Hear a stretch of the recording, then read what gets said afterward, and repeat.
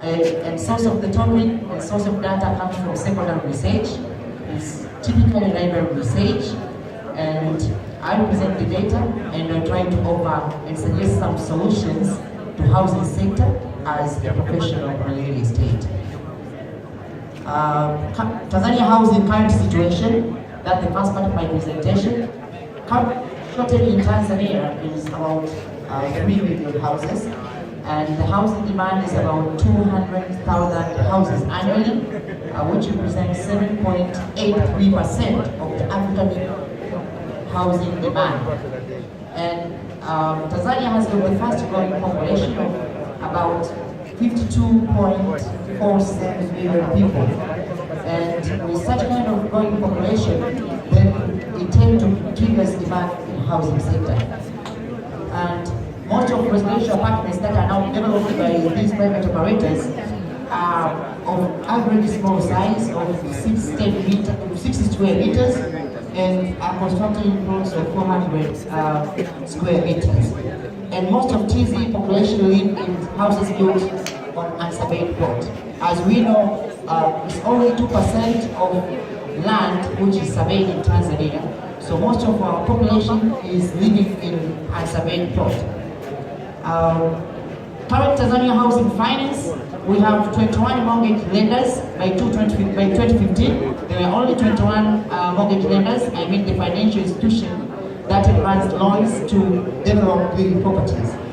Because mortgage is a loan to develop the properties.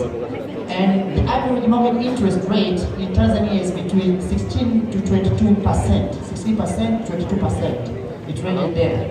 And the mortgage loans maturity is between an average of 7.5 to 17.5 years.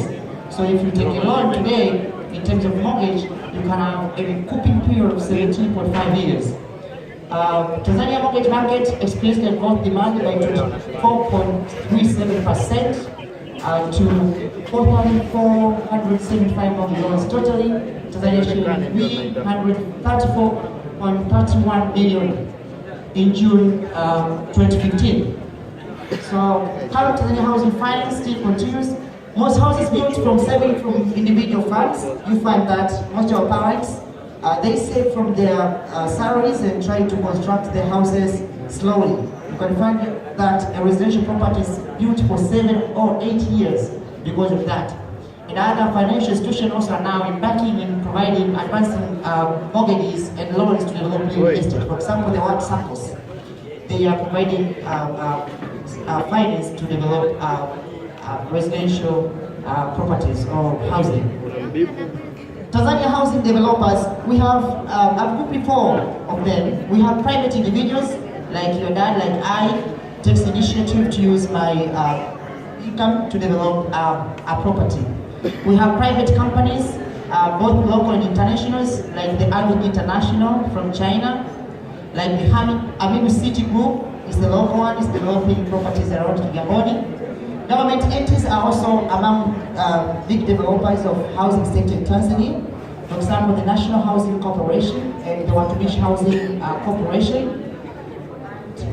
We have the pension funds. For example, the PPF, the NCCF, they tend to have projects to develop housing and sell these properties to Tanzanians. Now, I will be highlighting on government initiatives towards housing in Tanzania. One among the biggest initiatives that the government has taken towards housing in Tanzania is the Tanzania Mortgage and Financing Company, the TMRC, that started to be a form of a Tanzanian REIT. When I say REIT, I mean a real estate investment trust. And recently it has 14 member banks, which are members with the TMRC, which tend to advance fund to these banks, and these banks tend to take that fund from the TMRC as a security. So they tend to advance capital to people who come to apply for loans so as to develop housing. And by 2015, the TMRC had mortgage loans of totaling about 2,514, and the amount is 102.5 billion. Another initiative with the National Housing Corporation, as we know, with the motto building our nation, is also a government initiative towards housing. We have the Watumishi Housing Corporation. Recently, Watumishi Housing is among the government initiative which offers the cost-effective housing to government workers. The housing ranges from 30 million to 29 to 19, comparing to the National Housing Corporation houses, which ranges from 47 million, 50 million, 55 million. So the Watumishi Housing Corporation is trying to meet most of the middle income earners, which are the major part of our population. The government has also undertaken some legal frameworks. For example, the Unit Titles Act of 2008. There is the so-called the Estate Agents Bill, which is on a pipeline recently. And we have the National Housing Settlement Development Policy of 2000. We have the Urban Planning Act and Land Use Planning Act of 2007. And also the government is ensuring access to land recently.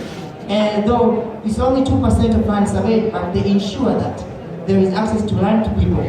And for example, with the local, we have the granted right of occupants and the deemed right of occupants. With the granted, you find the areas which are surveyed, people tend to have these e-titles. And with the deemed right of occupants, you find that if someone occupies somewhere, a plot of land which is not surveyed, he lives there, he walks there, he gets his livelihood there. The government tends to recognize that because the largest part of the country is not surveyed, so they automatically tend to incorporate that. With the foreigners, they get ownership through derivative rights from the Tanzania Investment Commission. Then that's the current situation in housing Tanzania. So as a professional, I have some of proposals that I think can be adopted by the government.